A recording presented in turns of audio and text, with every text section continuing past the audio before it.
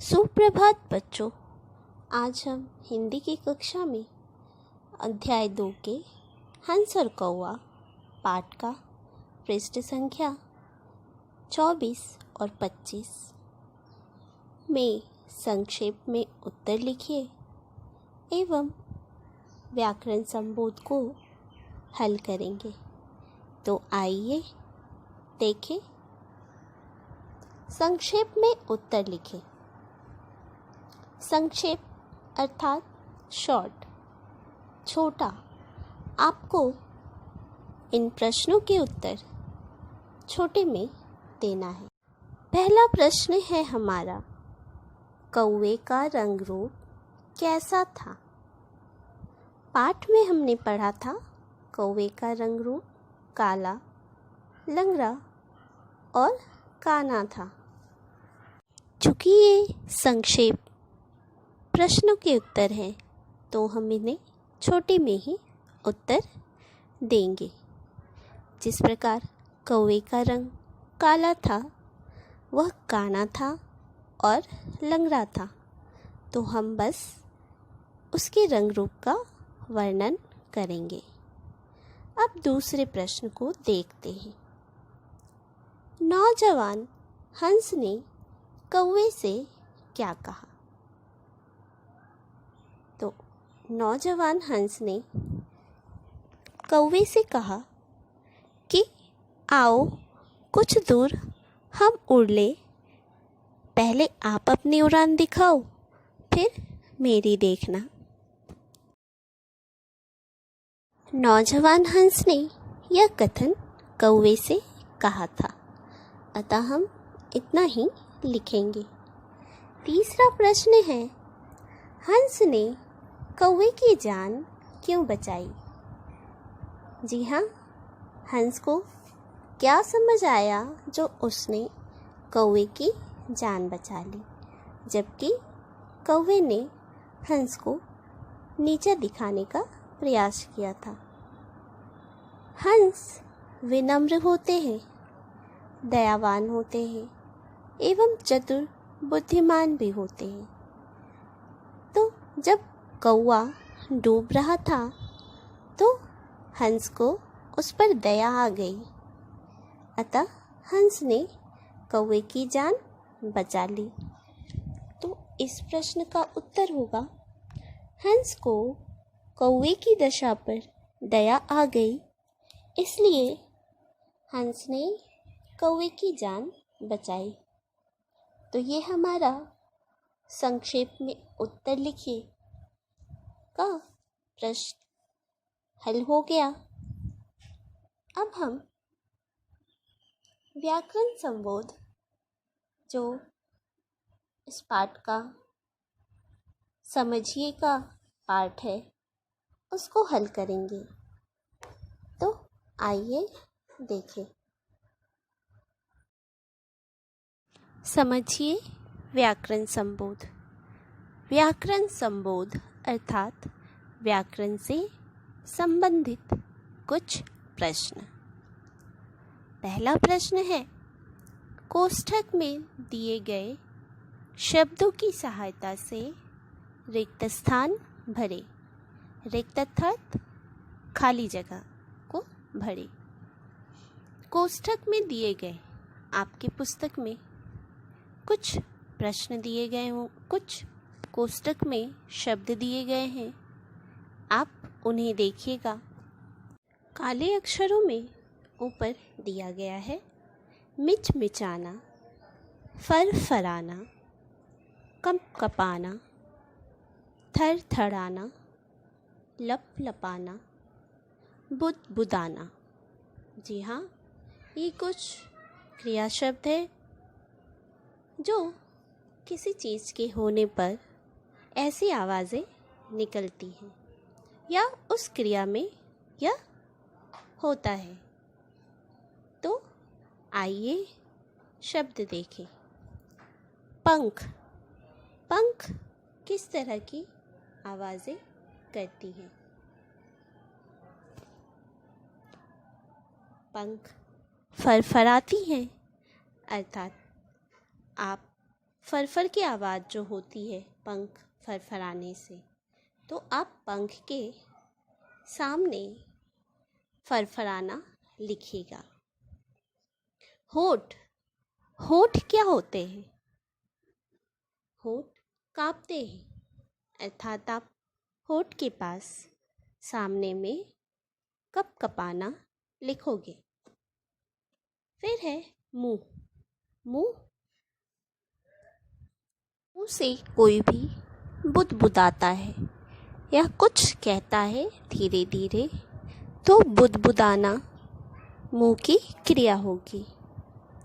फिर है हाथ, हाथ क्या करते? हाथ थरथराते हैं, अर्थात आप हाथ के पास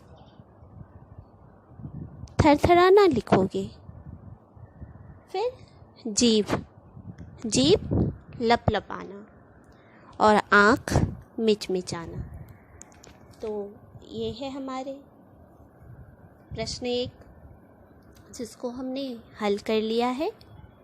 अब हम दूसरे प्रश्न की ओर बढ़ेंगे, जो है हमारा विलोम शब्द। तो चलिए देखिए प्रश्न।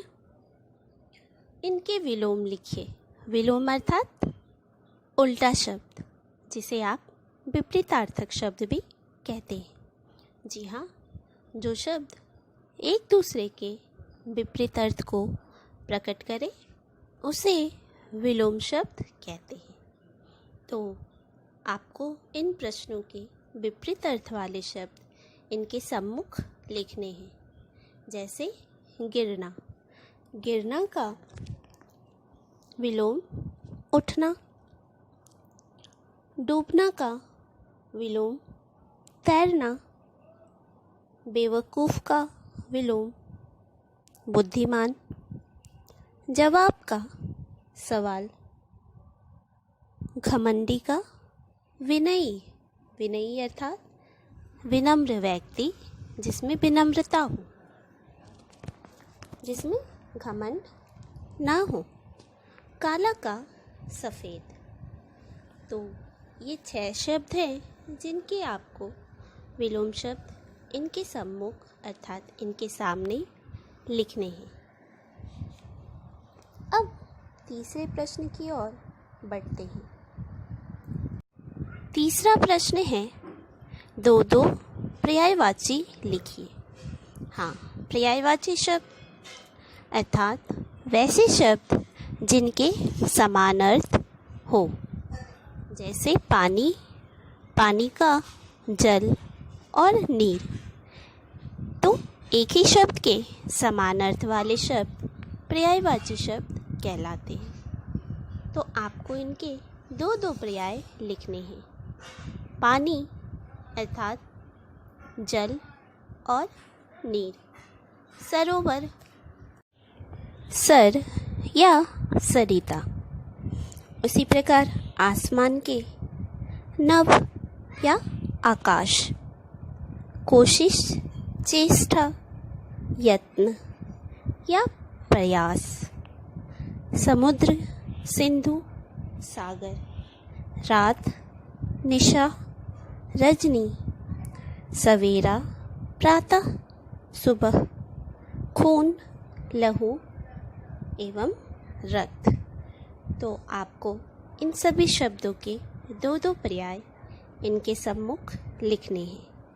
ये है पर्यायवाची शब्द। अब हम हमारे चौथे प्रश्न की ओर बढ़ते हैं।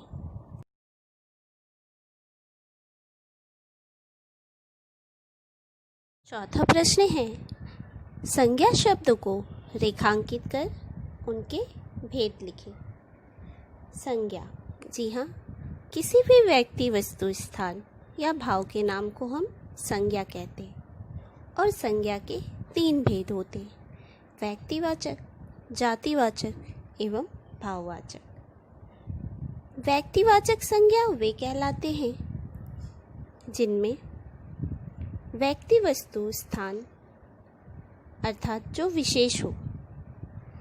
एक ही व्यक्ति, एक ही वस्तु, एक ही स्थान विशेष स्थान, विशेष वस्तु और विशेष व्यक्ति को हम व्यक्तिवाचक संज्ञा के नाम से जिस संज्ञा से संपूर्ण जाति का बोध हो, अर्थात जैसे यदि हम चिड़िया बोलते तो चिड़िया, बहुत सारी चिड़िया हैं, किसी एक चिड़िया का नाम चिड़िया नहीं है। तो इसी प्रकार जातिवाचक शब्द कहलाते हैं जो पूरी जाति को, संपूर्ण जाति को बोध कराए। जैसे वृक्ष, कौन सा वृक्ष नहीं पता, आम का वृक्ष, तो किसी भी एक का कोई नाम हो तो वो व्यक्तिवाचक कहलाता है। और यदि वो समूह को बताए, जैसे वृक्ष, पक्षी, जंगल, पशु, जातिवाचक में ही आते हैं जो विशेष या संपूर्ण जाति का बोध कराते या विशेष किसी को नहीं बताते। अब तीसरा भेद है भाववाचक, जिन्हें मन अनुभव करे, जिनको आप अनुभव करते हो, फील करते हो, महसूस करते हो, जिन्हें संभव छूना नहीं होता, ऐसे गुण, दोष, धर्म एवं अवस्था सूचक शब्द को ही भाववाचक संज्ञा कहते हैं।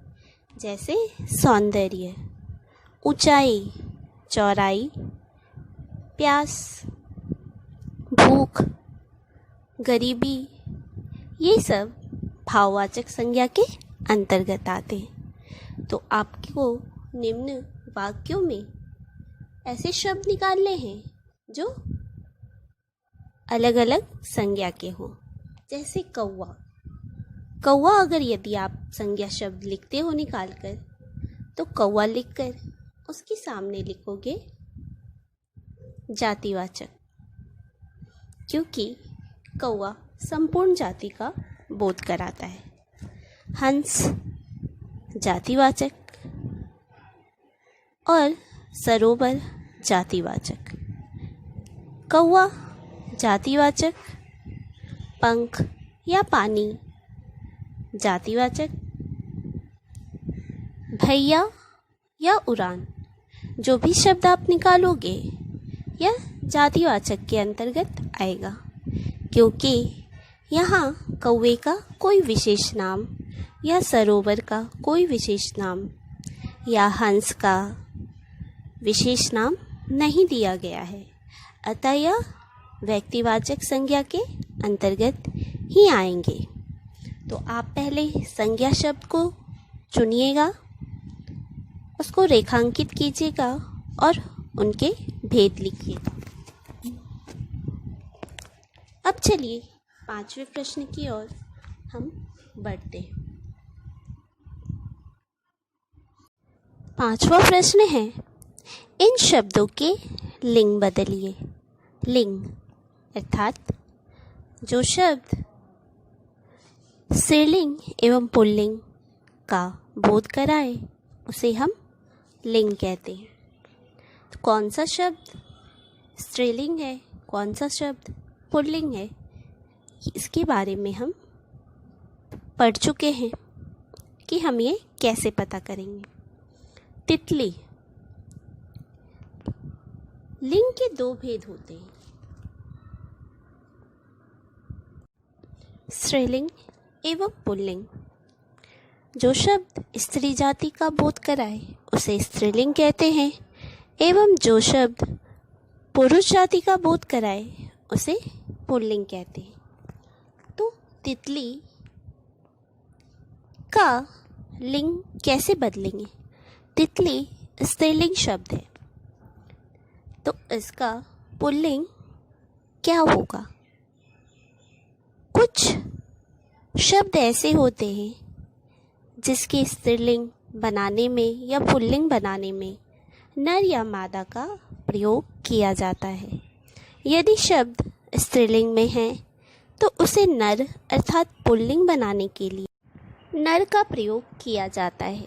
जैसे तितली, यह शब्द सदा स्त्रीलिंग होती है, अतः इसका पुल्लिंग बनाने के लिए हमें इसमें नर तितली लगाना पड़ता है। नर लगाने से वो पुल्लिंग हो जाता है। उसी प्रकार चीता शब्द पुल्लिंग में आता है, जो सदा पुल्लिंग होते हैं, परंतु इसका यह अर्थ नहीं कि चीता केवल पुरुष ही होता है, स्त्रीलिंग नहीं होती। इसका स्त्रीलिंग शब्द बनाने के लिए हम चीता के आगे मादा लगाएंगे। मादा अर्थात स्त्रीलिंग, तो मादा चीता स्त्रीलिंग। छिपकली स्त्रीलिंग शब्द है, तो इसका पुल्लिंग बनाने के लिए हम इसमें नर लगाएंगे। नर लगाने से वो पुल्लिंग हो जाएगा। कोयल, कोयल एक स्त्रीलिंग शब्द है, तो आप इसमें नर कोयल लगाकर इसे लिंग बदल दीजिएगा। मक्खी स्त्रीलिंग है, तो नर मक्खी। मैना मादा मैना। कौवा मादा कौवा। मछली नर मछली। गिलहरी नर गिलहरी। तो जो शब्द सदा पुल्लिंग होते हैं एवं जो शब्द सदा स्त्रीलिंग होते हैं, उसका लिंग बदलने के लिए हम नर और मादा का प्रयोग करते हैं। तो अब आप समझ गए हो, आप इन्हें हल कर लीजिएगा। आज के लिए बस इतना ही। अगली कक्षा में हम कुछ और हल करेंगे। धन्यवाद।